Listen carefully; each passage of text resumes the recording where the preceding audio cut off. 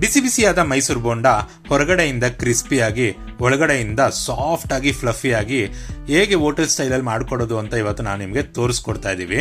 ಇದನ್ನ ಹೇಗೆ ಮಾಡೋದು ಅಂತ ನೋಡೋಣ ಬನ್ನಿ. ಮೊದಲನೇದಾಗಿ ಒಂದು 1/4 kg ಮೈದಾ ಹಸಿಟ್ಟನ್ನ ಹಾಕೊಂತಾ ಇದೀವಿ. 2 ಸ್ಪೂನ್ ಅಕ್ಕಿ ಹಸಿಟ್ಟು, ಸ್ವಲ್ಪ 2 ಇಂಚಷ್ಟು ಶುಂಠಿನ ಚಿಕ್ಕ ಚಿಕ್ಕದಾಗಿ ಹೆಚ್ಚಿಟ್ಕೊಂಡು ಹಾಕೊಂಡಿದೀವಿ.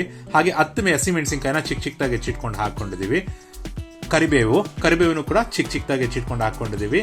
ಹಾಗೆ ಸ್ವಲ್ಪ ಕೊತ್ತಂಬರಿ, 1 ಸ್ಪೂನ್ ಜೀರಿಗೆ, ನಿಮ್ಗೆ ರುಚಿಗೆ ಎಷ್ಟು ಬೇಕೋ ಅಷ್ಟು ಉಪ್ಪು ಹಾಕೋಬಹುದು. ನಾವು 2 ಸ್ಪೂನ್ ಉಪ್ಪನ್ನ ಹಾಕೊಂಡಿದೀವಿ. 1/4 ಟೀ ಸ್ಪೂನ್ ಬೇಕಿಂಗ್ ಸೋಡಾ.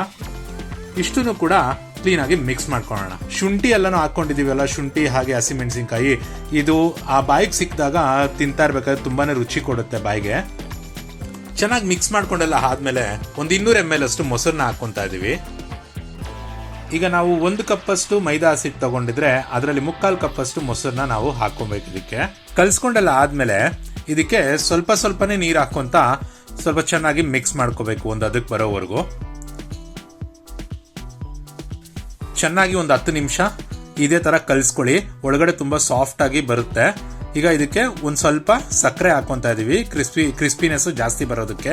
ಇದನ್ನು ಕೂಡ ಚೆನ್ನಾಗಿ ಕಲ್ಸ್ಕೊಳ್ಳೋಣ, ಮಿಕ್ಸ್ ಮಾಡ್ಕೊಳ್ಳಿ.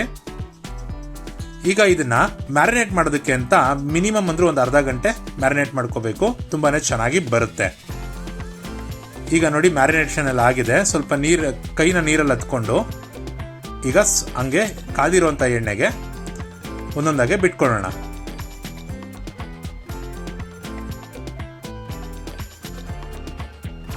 ನೋಡಿ ಇದೇ ತರ ಬಿಟ್ಕೋಬೇಕು.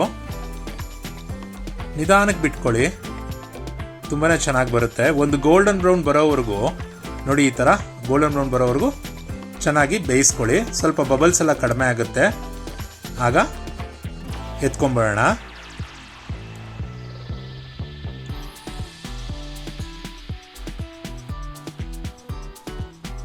ನಿಮ್ಗೆ ಇನ್ನೊಂದು ಒಬ್ಬೆ ಹಾಕೋದು ಹೆಂಗೆ ಅಂತ ತೋರಿಸ್ಕೊಡ್ತಾ ಇದ್ದೀನಿ. ನೋಡಿ ಒಂದೊಂದಾಗೆ ಮೇಲ್ಗಡೆಯಿಂದ ನಿಧಾನಕ್ಕೆ ಬಿಡಿ. ಎಣ್ಣೆಯಲ್ಲಿ ಕ್ಲೀನಾಗಿ ಎಣ್ಣೆಯಲ್ಲಿ ತೇಲುತ್ತೆ ಬಿಟ್ಟಿದ ತಕ್ಷಣ.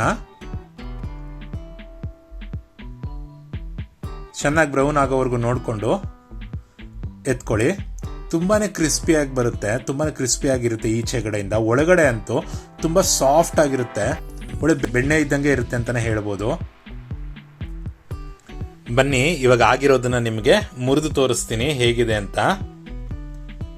ನೋಡಿ ಎಷ್ಟು ಚೆನ್ನಾಗಿ ಒಳಗಡೆ ಸಾಫ್ಟ್ ಆಗಿ ಈಚೆಗಡೆಯಿಂದ ಕ್ರಿಸ್ಪಿ ಆಗಿದೆ ಅಂತ. ತುಂಬಾನೇ ರುಚಿಯಾಗಿರುತ್ತೆ ಈ ರೆಸಿಪಿ. ಮನೇಲಿ ಒಂದ್ಸಲಿ ಮಾಡ್ಕೊಂಡು ತಿನ್ನಿ. ನಿಮ್ಗೆ ಈ ಒಂದು ರೆಸಿಪಿ ಇಷ್ಟ ಆಗಿದ್ರೆ ಶ್ರೀ ಲಕ್ಷ್ಮೀ ರುಚಿ ಚಾನೆಲ್ನ ಲೈಕ್ ಮಾಡಿ, ಶೇರ್ ಮಾಡಿ, ಬೆಲ್ ಬಟನ್ನ ಪ್ರೆಸ್ ಮಾಡಿ.